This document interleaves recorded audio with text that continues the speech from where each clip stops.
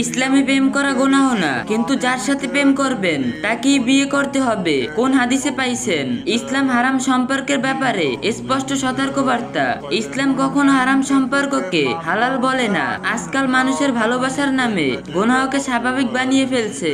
কেউ বলে ইসলামে প্রেম করা গুনাহ না, যাকে ভালোবাসবে তাকেই বিয়ে করলে হলো। কিন্তু প্রশ্ন হলো, কোন আয়াত কোন হাদিসে এটা বলা হয়েছে? আল্লাহ তাআলা বলেন, তোমরা ব্যভিচারের কাছেও যেও না, নিশ্চয়ই এটা অশ্লীল কাজ এবং নিকৃষ্ট পথ। সূরা আল ইসরা।